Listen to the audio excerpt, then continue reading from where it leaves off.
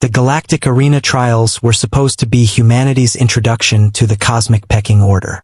100 species, their finest warriors, all competing for the honor of joining the Stellar Confederacy's elite guard. Maya Chen had scraped into the trials by pure luck, a clerical error that no one bothered to correct. She ranked 99th out of 100 contestants.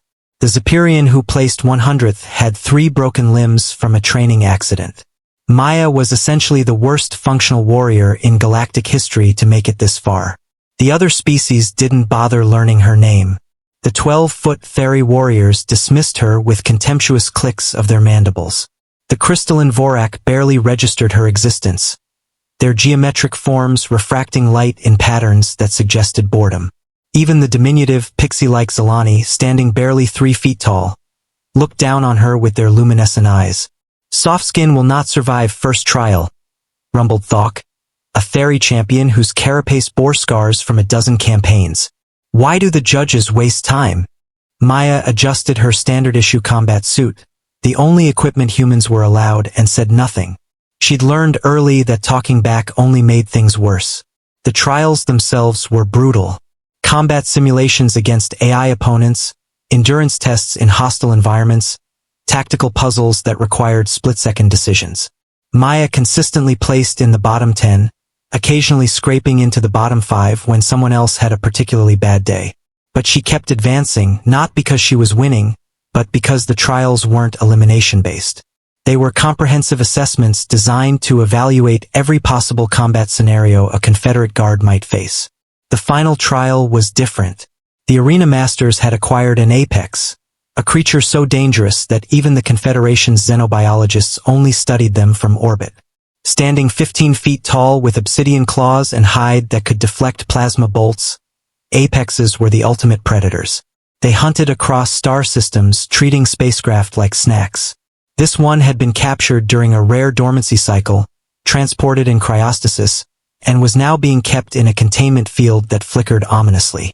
"The final trial," announced War Master Kalos, his forearms spreading wide, "is simple. Enter the enclosure. Survive for 10 minutes. Those who do will be inducted into the guard." Maya watched as the top-ranked contestants went first. Veek the Invincible, a draconian whose scales had never been pierced, lasted 3 minutes before the apex's tail sent him crashing into the arena wall. Sarah of the Void Claws, who had never lost a blade duel, managed 4 minutes before the creature's roar alone knocked her unconscious. One by one, the elite fell. The apex wasn't just physically superior. It was intelligent, adapting to each fighting style, learning from each encounter.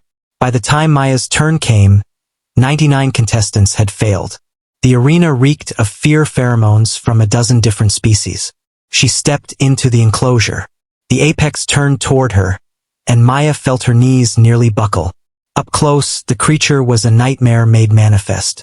Its eyes held an ancient intelligence, and when it opened its maw, she could see rows of teeth designed to shear through starship hulls. But something was wrong. The creature's breathing was labored, and there was a slight tremor in its massive frame. As it stalked toward her, Maya noticed the way it favored its left side, how its movements were just a fraction slower than they had been with the previous contestants. It wasn't just tired from the fights. It was sick. Maya had grown up on a farm on New Terra. She'd helped birth calves, nursed injured horses, and raised orphaned wolf pups when their mother died in a winter storm. She recognized the signs of a creature in distress. "Easy," she whispered, raising her hands slowly. "Easy, big one." The apex paused, tilting its massive head. Maya could hear the crowd above muttering in confusion. She took a careful step forward. That's when she saw them. Behind the creature, barely visible in the shadows of the enclosure's far corner, were 2 smaller forms, cubs. The apex wasn't just defending itself. It was protecting its young. "Oh," Maya breathed. "You're not just a monster, are you? You're a mother." The creature's eyes narrowed, but it didn't attack.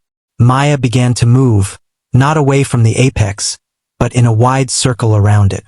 She kept her movements slow and non-threatening, always keeping her body angled away from the cubs. The 10-minute timer ticked down. 8 minutes. 7, 6. Maya started humming, an old lullaby her grandmother had sung to her.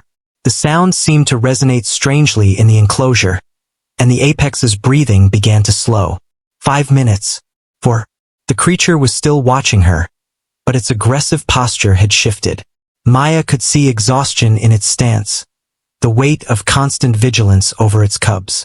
3 minutes. Maya sat down. The simple action seemed to break some final barrier. The apex studied her for another moment, then slowly, carefully settled onto its haunches. Not relaxed, but no longer ready to spring. 2 minutes.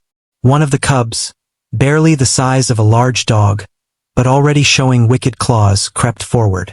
Its mother made a soft warning sound but didn't stop it. The cub approached Maya cautiously, and she held perfectly still as it sniffed her hand. The timer reached 0. For a moment, the arena was silent. Then the crowd erupted, not in cheers, but in stunned disbelief. Maya had not only survived, she had somehow achieved what no warrior in galactic history had managed: peaceful contact with an apex. As the containment field powered down and the arena masters rushed in, Maya felt small paws grip her leg. Both cubs had approached now, seeking comfort from the strange, soft creature who smelled of kindness rather than aggression. The apex mother watched as Maya gently stroked the cub's neck mane, and something that might have been approval rumbled in her chest. Later, as the judges deliberated, War Master Kalos found Maya in the contestant quarters. "What you did today," he said, his translator struggling with what sounded like reverence. "It should have been impossible." Maya looked up from the tablet where she'd been reading about apex biology. Sometimes the best way to win a fight is to realize you don't need to fight at all. The War Master's 4 eyes blinked in sequence.